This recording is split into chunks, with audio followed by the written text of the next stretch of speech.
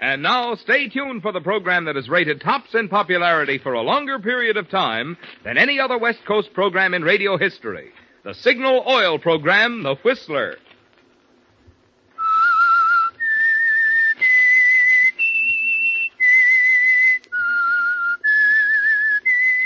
S-I-G-N-A-L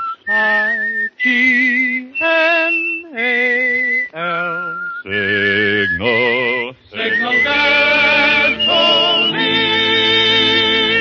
Signal, the famous Go Farther gasoline, invites you to sit back and enjoy another strange story by The Whistler. For extra driving pleasure, the signal to look for is the yellow and black circle sign that identifies Signal service stations from Canada to Mexico. And for Sunday evening listening pleasure, the signal to listen for is this whistle that identifies the Signal Oil program, The Whistler.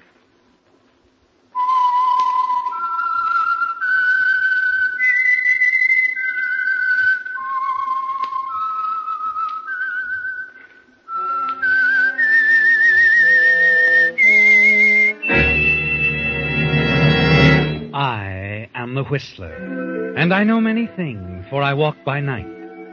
I know many strange tales hidden in the hearts of men and women who have stepped into the shadows. Yes, I know the nameless terrors of which they dare not speak.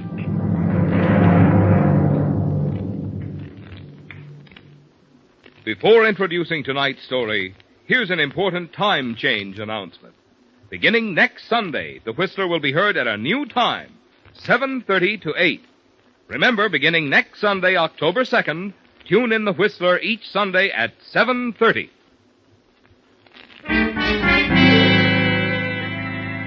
And now The Whistler's strange story.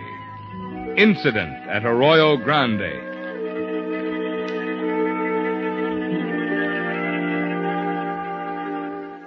The conversations were varied at the Hilltop Cafe on Highway 101.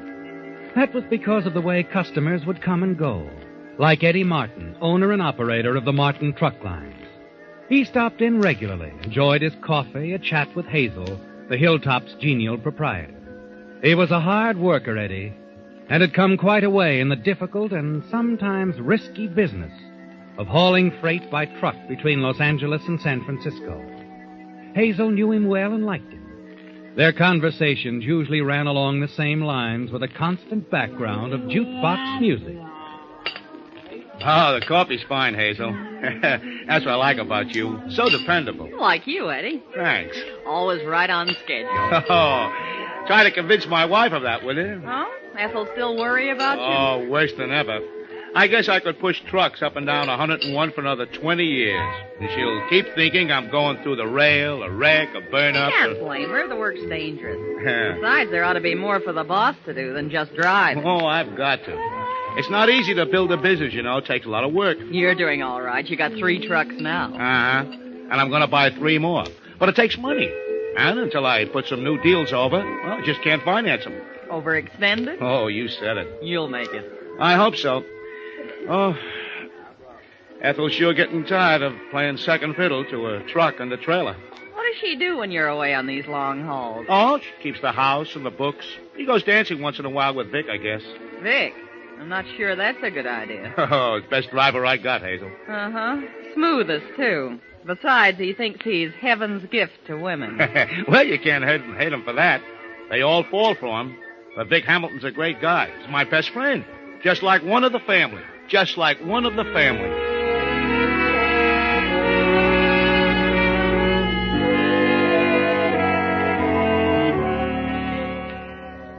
Vic Hamilton is like one of the family. That's what Eddie always says, doesn't he, Vic? You've heard him say so yourself 100 times, haven't you? Yes. And it's given you a confident feeling. You have plans, haven't you, Vic? Plans which include a number of things belonging to Eddie. Plans which even include his wife, Ethel, for a little while. Hello? Ethel, Vic. Oh, yeah. Honey, I hate to break a date. You know that, but... Well, something's come up, and... I know. You can't make it. All right, Vic. Not mad at me. I wanted to see you. I guess it can wait. Oh, sure, honey. I miss seeing you, too. I mean, with Eddie away and all, but... This is a business deal. Vic, are you sure? Are you sure you're not trying to make a fool out of me?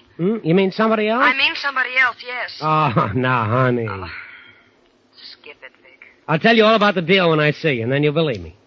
All right. Say you're not mad at me. I'm not mad at you. Atta girl. I'll see you. Bye. Goodbye, Vic.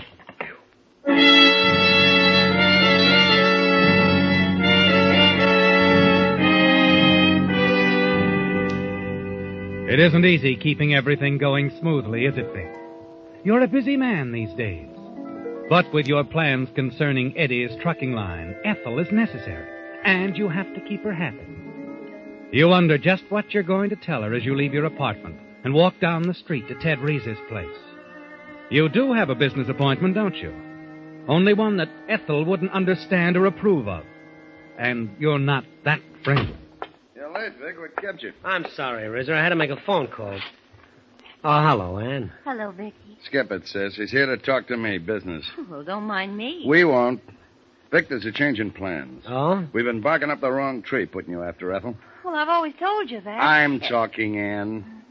We'll get nowhere trying to take her away from Eddie. She doesn't control the company. Oh, great. After I spend days working on it. Nights, too. Ann, go fix us a couple of sandwiches and don't hurry. Okay, I can take a hint. What's the deal, Rizzer? We can still break Eddie. Don't worry about that. Matter of fact, he's ripe for the kill. Good. The guy's overextended himself, needs cash. Who doesn't? This is different. He's over his head. He couldn't cover the loss of a single buck. And he's going to have a few to cover. I don't get you. You will, Vic. You remember the time Eddie lost that load of stuff to those hijackers? Yeah? Well, add it up, boy, add it up. He's going to lose again the same way. Well, so where does that get us? He's covered by insurance. If he loses again a big load, he's a bad risk, Vic. A very bad risk. The insurance companies will want to write him off. Pay him off and write him off. Oh. I see. Sure you do. You're a bright boy, Vic. And that's why I'm counting on you to make it look good. Me? Look, I couldn't pull off a thing like that alone. No. You'll just be riding along, that's all. Relief driver with Vic on the night we hijack him. My strong-arm man, Fred, will kind of shove you around. You'll take a little bump on the head, maybe, nothing more, just to make it look good. And for it, you get a cut. Say around 10 grand. Now, that I like. For 10 grand, I can look awful good. And you can also do a little complaining to the insurance people that are on. You know, moan a bit maybe about carelessness, shy on cash, you know. Sure, I know, Rizzer. And without insurance, he's out of business. He won't know what hit him, Vic. And when his truck payments come due, we can buy him out lock, stock, and barrel for chicken feed. Good? Very. I thought you'd say it my way. You're all right, Vic. Too many dames, maybe, but you're all right. And how about those sandwiches? There's a couple of tired businessmen out here. Okay, coming up. How about that, Vic? A couple of tired businessmen. We sure are. Sure. Only not so tired that we can't outsmart Eddie Martin.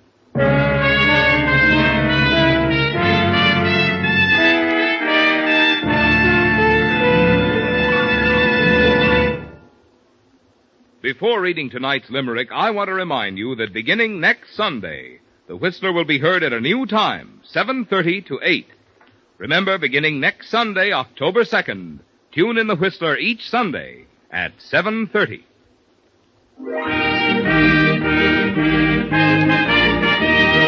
To Roy E. Hughes of Sacramento, California, we're sending a $20 Signal gasoline book as a token of our appreciation for this limerick. A man with the virtue of thrift decided to Signal he'd shift.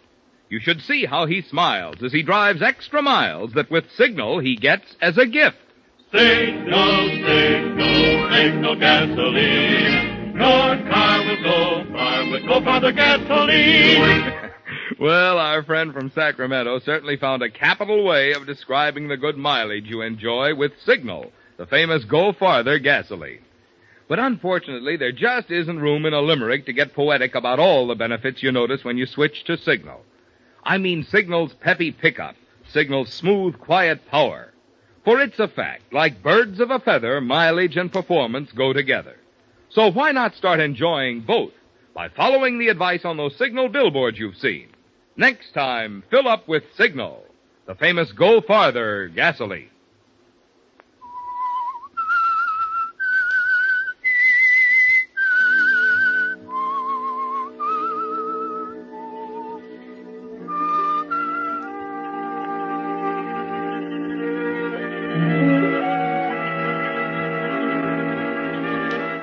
Well, Vic, your plans with Ted Reeser are shaping up, aren't they? You're glad that they no longer include Ethel, because it's more important than ever that you have Eddie's confidence.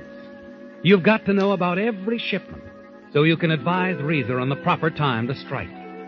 It comes less than a week later on an afternoon when you're alone in the dispatch office of the truck line and Eddie comes hurrying in. Vic.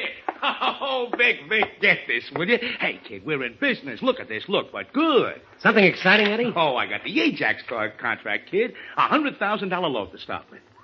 $100,000? Yes, sir. Why, their business will set us up and make that order of 3 new trucks look like nothing. Oh, that's great, Eddie. You know I'm glad for you. Sure. When's the shipment leave? Oh, tonight. Oh? Well, maybe I ought not to take tonight off. Maybe I better make that run with you. I'll say you'd better. I wouldn't have anybody else on that load with me. I'll set it up, Vic. Supervise the loading. We'll pull out at 8 sharp. Same route as always. 8 sharp, huh? Yeah. Okay. That's a good deal, Eddie. Well, I'll go home and get some shut-eye. Have to be on our toes this trip, huh?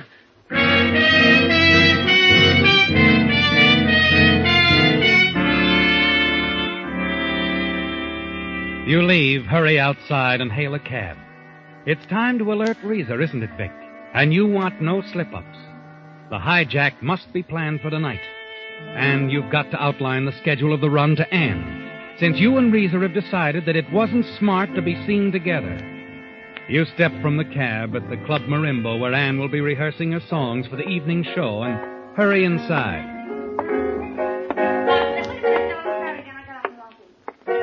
Oh, Ann. Ann. Ann. Vic, what's all excitement? Come on, honey, come here. You know that little bar across the street? Come on, we got things to discuss.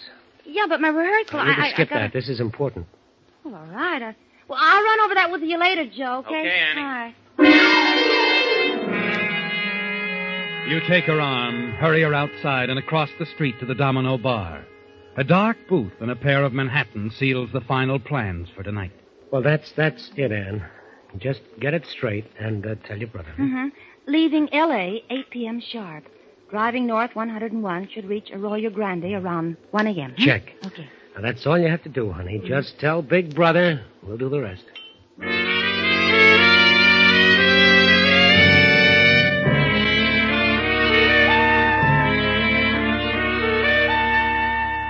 It's almost 7 o'clock when you return to your apartment. You're certain that everything is going to work out according to plan, aren't you, Vic? And when it's all over, your part in the affair will bring you a nice reward.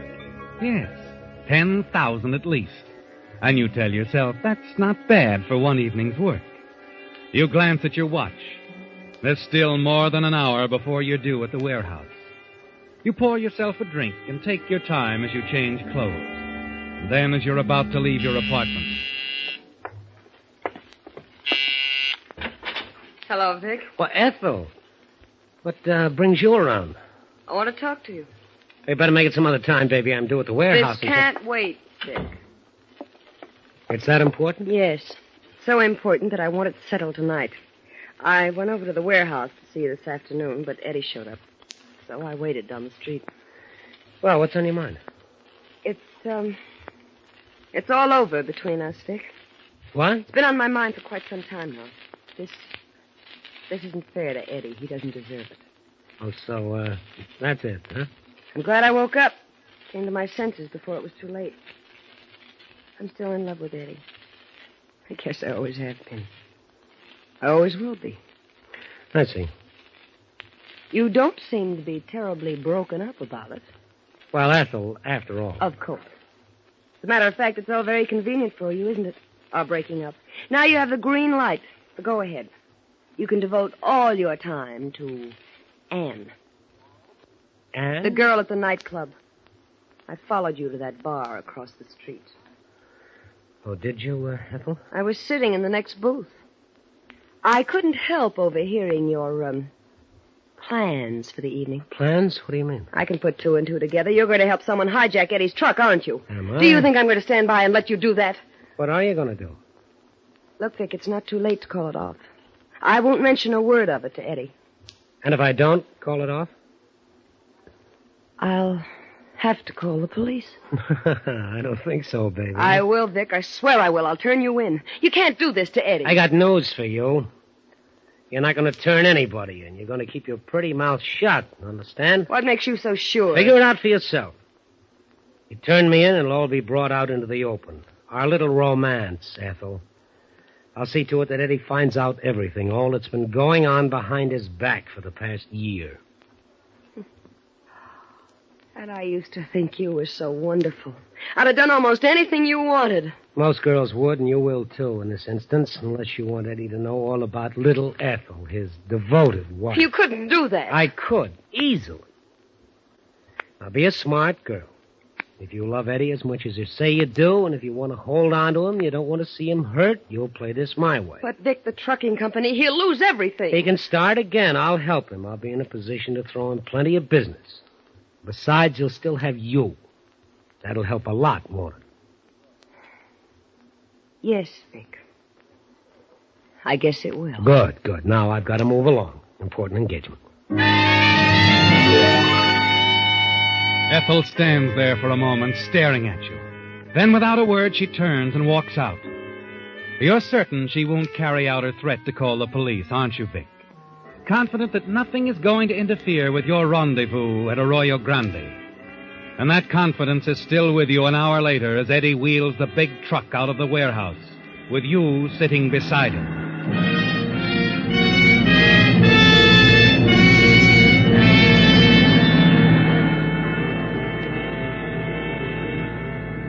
On schedule, you roll along the open highway.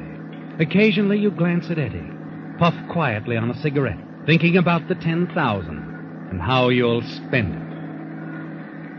Vic. Yeah. I had a talk with Ethel tonight. Oh? Yeah. She worries too much. What about? Oh, about me and the trucking company. These night runs. I guess you can't blame her. No, I guess you can't. You know, Vic, I've been thinking. Maybe she's right. I ought to look after the office more anyway. That would make her happy. Sure. Of course, I can't do that for a while yet. A few more hauls, and then I can turn the whole thing over to you. Me? Oh, sure. You take care of the trucks and the drivers. I'll handle the office and the warehouse. And I'm going to cut you in for a bigger percentage, too. How do you like that? That's swell. That's nice of you, Eddie, but... No, you deserve it, kid. You deserve it. You've been a lot of help to me. You lean back, Vic. Continue puffing quietly on your cigarette. Everything's going to be all right, isn't it? Eddie doesn't suspect. You're certain that Ethel hasn't told him a thing. Fair, you know. Oh, Eddie. Yep. There's a guy in a car behind you blinking his headlights. He wants to pass. Oh, sure.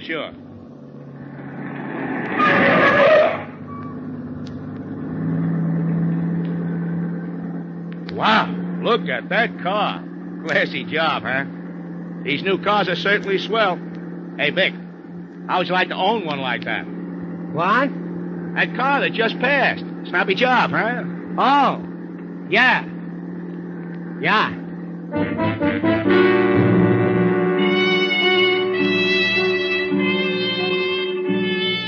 You recognize the big car, don't you, Vic?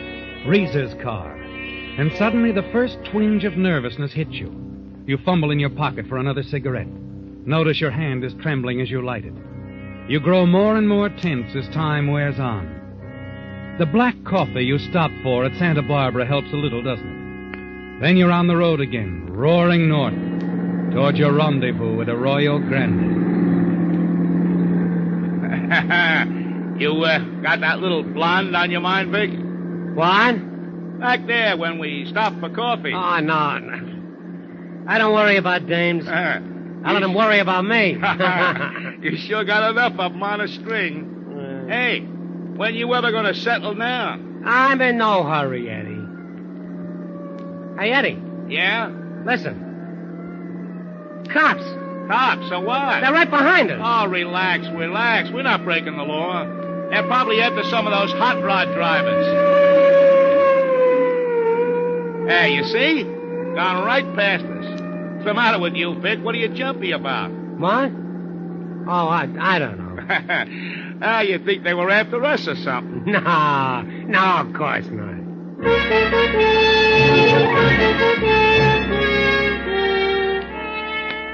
The sound of that police siren did something to you, didn't it, Vic? You sit back and force yourself to remain calm. Finally, several miles down the road, you approach an intersection. And there, near the lights of a signal oil station, what you see helps to calm your nerves. The police car parked behind a yellow convertible. One of the officers talking to the driver, writing out a ticket. That's all it was, Vic. The police were after a speeder. You lean back against the seat and breathe a sigh of relief.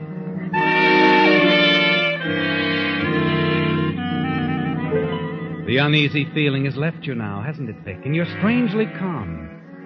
Over and over again, you remind yourself of what you must do when the right moment comes.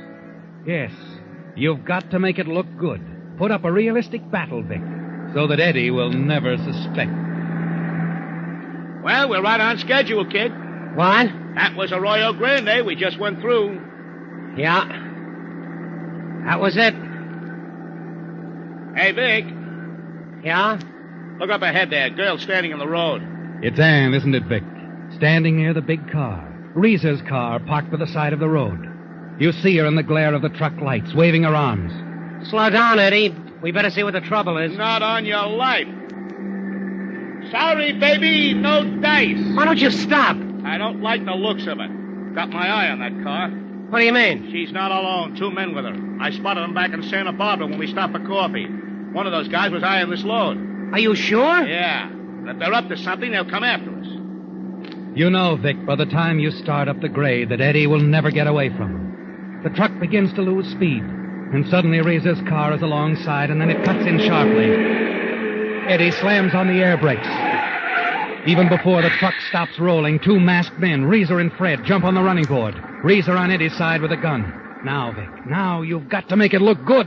Okay, Bonnie Oldfield, this is as far as you go. What's the idea? Shut up. Keep your hands on the wheel, driver. Fred, get the other guy out of the cab. Come on, pretty boy. I said, come on, let's go. Wait a minute. Maybe this'll hurry you up. What do you think you're doing? Vic, wait a minute. We haven't Do got like he all says. night. All right, take it easy. Get your hands off me. Wait a minute, Vic. Don't take any chances. Do like they say, will you? They've got us. Yeah? Vic, don't be a fool. Come on, break it up, I said. Vic, please, please. Wait a minute. Wait a minute. He'll kill you. You gotta Your stop. pal's pretty stubborn. Sit here nice and still, driver. I think I can persuade him to quit with this gun. Come on, handsome. Get in the car. Vic, you all right? Yeah, sure, I'm okay, Eddie. Oh, come on, let's go. We haven't got all night. You, driver, wheel this truck down the road. Turn left at the cemetery. We'll be right behind you. Okay. Come on, Vic. Your pal's gonna ride in the car with us. And he might get hurt if you try to make a break. Now get moving. Okay. Vic, listen. Do what they tell you, huh? I don't want you to get yourself killed. Okay, Eddie, okay. All right, driver, roll on ahead.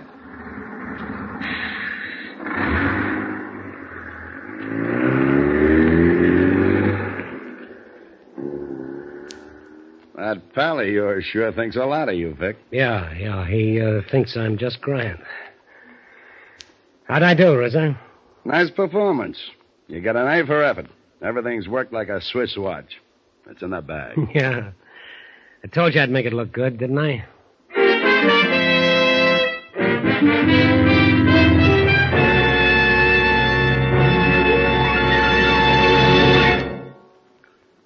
When the outside of your car gets dirty, you wash it. But because you can't see inside the engine, it never occurs to most drivers that engine parts get dirty too and may need cleaning. In fact, that's one of the reasons Signal brought out Signal Premium Compounded Motor Oil, the improved type lubricant that combines 100% pure paraffin base with scientific compounds. While you drive, one of the compounds in Signal Premium actually cleanses the inside of your motor of destructive carbon. Meantime, a second compound keeps Signal Premium from breaking down under heat and forming harmful gum and varnish. And still another compound stands guard against damaging corrosion. So you see, Signal Premium Compounded Motor Oil does a lot of things for your motor which oil alone cannot do. That's why we call it the motor oil that does so much more than just lubricate. And it's why, if you want to keep your motor young, you'll be wise to get your next oil change at a Signal service station. Get it changed to Signal Premium Compounded Motor Oil.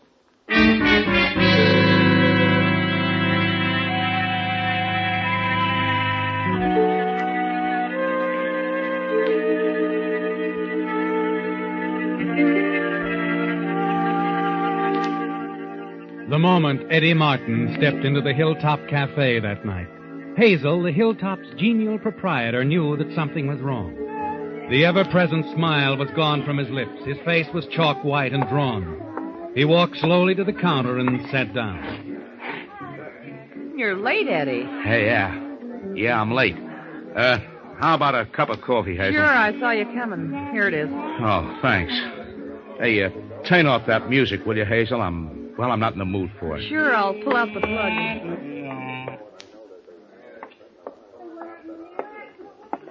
Eddie, what's wrong? You look like you've just seen a ghost. Hijack, Hazel. 2 guys jumped us this side of Arroyo Grande. No kidding. Yeah. One of them, a guy named Risa, the cop said, shoved a .38 under my nose. Sure. Say, I've heard of him. The other guy hauled Vic off the truck, and they slugged him. That's when Vic started swinging. Then they made me drive the truck down the highway and turn off at the cemetery. That where they hoisted the load? No, they didn't get it, Hazel. Before they could start unloading, the cops came up. Cops? Yeah. Risa started shooting, and so did they. Vic fell back against Risa's car, and, well, a shot that was meant for Risa got Vic. Vic's dead, Hazel. Oh. That's tough. Vic sure fooled me. Too bad some of his dames couldn't have seen him tonight. He had lots of them, you know.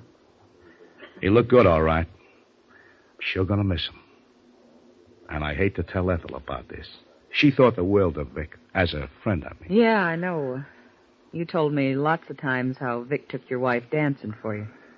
You know, the highway patrolman said some woman called and tipped off the police that we were going to be hijacked. Yeah? Wonder who that could have been.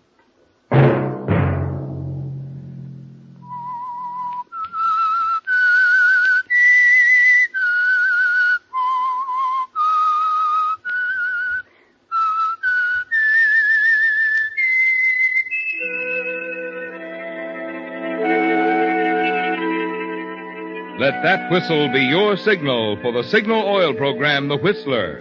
Each Sunday night, brought to you by the Signal Oil Company, marketers of Signal gasoline and motor oil, and fine quality automotive accessories. Remember, if you would like the fun of having your friends hear a limerick of yours on The Whistler, the address to which to send it is Signal Oil Company, Los Angeles 55, California. All limericks become the property of Signal Oil Company. Those selected for use on The Whistler will be chosen by our advertising representatives on the basis of humor, suitability, and originality. So, of course, they must be your own composition.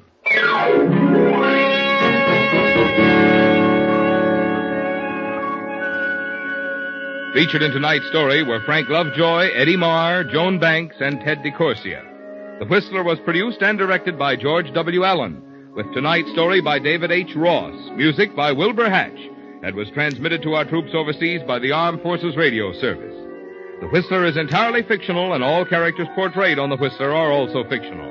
Any similarity of names or resemblance to persons living or dead is purely coincidental.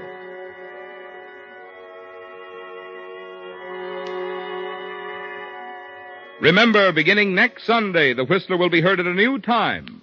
So tune in at 7:30 next Sunday for another strange tale by The Whistler.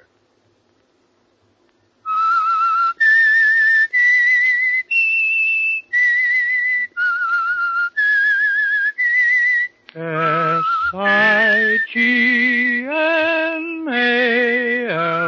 Signal gasoline. This is Marvin Miller speaking. This is CBS, the Columbia Broadcasting System.